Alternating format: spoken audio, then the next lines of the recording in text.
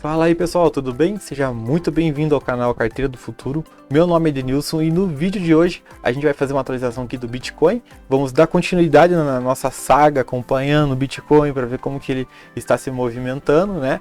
E a gente, na melhor oportunidade vai abrindo algumas posições aí para a gente se expor com capital especulativo ou também seja quanto spot, né?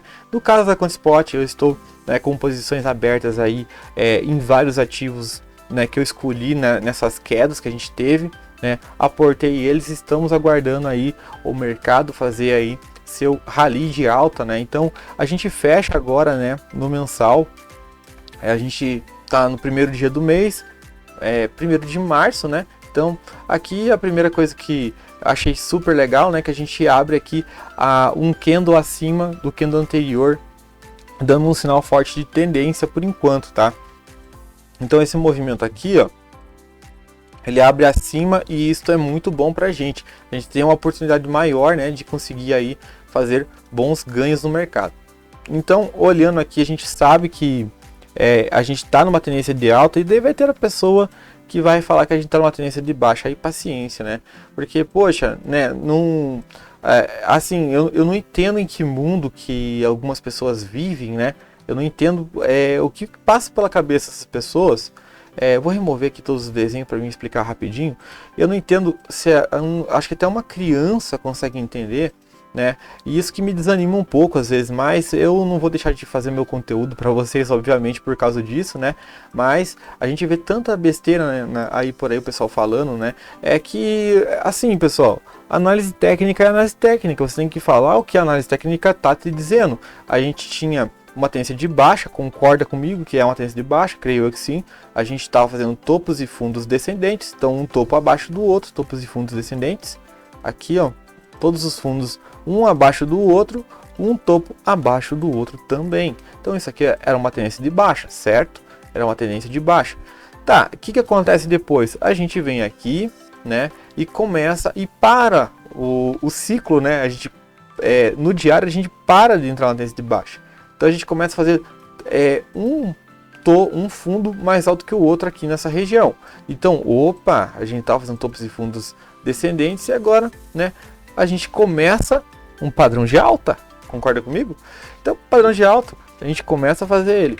Tá, o que mais que a gente pode considerar aqui no Bitcoin, além desse sinal que a gente não está na tendência de baixa, né? Se não ficou claro, né, para as pessoas que ficam falando que o Bitcoin vai derreter, que está em tendência de baixa e não sei o que, não sei o que. Tá, vamos viver dentro da realidade, dentro do planeta Terra, onde a gente vive, né? E vamos dar uma olhada nesse padrão aqui, e aí vocês podem estar percebendo que, né, na análise técnica, um padrão que forma algo parecido com uma letra W é um padrão de reversão de um movimento. Assim como quando a gente estabelece um topo duplo, né, que é um M, a gente estabelece um topo e a gente reverte essa tendência, tá? Então, coisa básica, pessoal, que até uma criança consegue entender. Mas tem pessoas aí que, né, não sei em que mundo que vive. Então, entendendo que a gente está numa tendência de baixa, né? Ou perdão, a gente está numa tendência de alta, né? A gente começou essa tendência de alta, a gente está começando ela. Então, outra coisa, eu poderia dizer que esse mercado também, logo, né, diga-se de passagem, a gente tem que observar uma outra coisa. Só que isso é um período muito longo para considerar, obviamente, né? Mas a gente tem uma certa lateralização, mas isso é um padrão que é assim, a gente termina uma descida, né? A gente fica no terreno pleno para a gente começar uma subida. Então a gente tá fazendo um padrão lindo, pessoal, no Bitcoin, mas lindo, tá? E o pessoal fica desesperado. A gente tá fazendo o padrão W, que é o padrão de reversão. Aqui a gente tá esperando no gráfico diário, né? Assim como a gente fez um pivô para continuar essa queda nesta região, a gente também espera fazer um pivô para a gente conseguir subir, entende? Então, esse pivô nada mais, nada menos que para mim seria basicamente, né, a gente vinha aqui no 4 horas, por exemplo, a gente vê aí fractais. E esses fractais faz tempo que a gente não vê, tá? O mercado ficou tão estável que a gente não estava vendo aí fractais de Elliott se formando, tá? Para quem não conhece, Elliott tem aqui no canal um cursinho gratuito para vocês acompanhar, para aprender como que a gente estuda a análise técnica explicada. Recomendo também, claro, que se você não está inscrito no canal Carteira do Futuro, se inscreva, né, para ficar sempre informado da melhor análise possível aqui do YouTube, tá? Então, olhando aqui, a gente, né, fez aqui, corrigiu, né, essa onda. A gente tem, né, movimentos aqui impulsivos, né? Então são movimentos de impulso. Então a gente fez uma onda 3, né, de Elliott, que foi maior que a onda 1. A gente tem agora, né, essa correção vindo a caminho. Como que a gente sabe que a gente está num padrão de correção, no caso? Porque a gente deixou muita sombra nos topos. Então a gente, o que acontece? Os ursos, que são os vendedores, falam assim, aqui os touros não passam, então vai ficando aquelas sombras, né? Então isso vai deixando um topo estabelecido. A gente pode trabalhar pro lado da venda também, no caso, né? Depois eu explico isso para vocês. E a gente tem aqui, pessoal, como a gente está num movimento forte, a gente tem que considerar aqui, no mínimo, tá? Eu não quero usar ferramentas avançadas aqui para não dificultar para quem usa o celular, por exemplo. Então, eu sempre uso uma linha de tendência e não Fibonacci, muitas vezes. E daí, a gente marca essa perna que a gente fez aqui, ó, uma perna impulsiva, tá? E a gente olha para o suporte, tá? A gente vai olhar para o suporte aqui. Qual que é o melhor suporte vindo dessa correção? Lógico que no gráfico de 4 horas a gente identifica facilmente essa região com um forte suporte. Então o que a gente faz, né?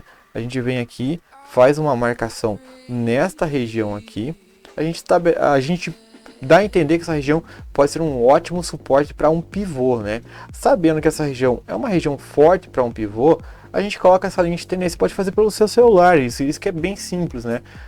Eu tento sempre facilitar, né? Então a gente teria aqui como alvo, né? Se a gente consegue fazer esse pivô, para a gente fechar esse ciclo, né? A gente tem aqui 49.800 praticamente, para trabalhar com números redondos, né?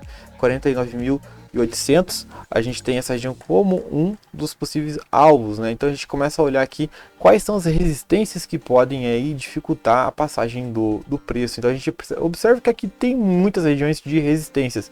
Uma coisa importante, né, que eu sempre falo, né, nunca tente bater exatamente lá no seu alvo. Então a gente diminui, né, a gente tenta ser mais realista aqui, ó. A gente tem mais resistências aqui abaixo, a gente, né, estabelece uma região e fala assim, ó, isso aqui pode ser uma região interessante para a gente, de repente, fazer algum lucro parcial da operação que tu esteja fazendo. E olhando aqui para Fibonacci, né, que é uma ferramenta excelente. Agora eu vou usar a Fibonacci para quem está no computador consegue acompanhar. Usando a Fibonacci, a gente vê que a gente não está num ponto de 38 de Fibo, né? Perdão. Aqui peguei errado, desculpa. Aqui a gente está, nesse caso aqui, um pouco abaixo de Fibo de 38. Isso já é bom, que a gente vê que a gente tem um suporte legal dentro de uma região de abaixo de 38 de Fibo. Então isso é ótimo, né? Que a gente vai poder ver o preço se movimentar e ter uma oportunidade de fazer exposições mais seguras nessa região. Então, olhando para esse ponto aqui, né, a gente poderia olhar para um suporte mais abaixo, por exemplo? Poderia. Então, a gente poderia ter uma variação entre essas duas regiões aqui, né? Mas acredito que essa região aqui dos 41.920 já é uma região muito forte. Aí a gente tem 40.760 o outro suporte. 40.760 o outro suporte. E 41.660 seria o melhor suporte que o Bitcoin possa vir a encontrar nesta correção, tá? Então, entendido isso, a gente pode também fazer aqui a extensão de Fibo agora, né? Então, vou fazer rapidinho aqui para não ficar muito grande o vídeo.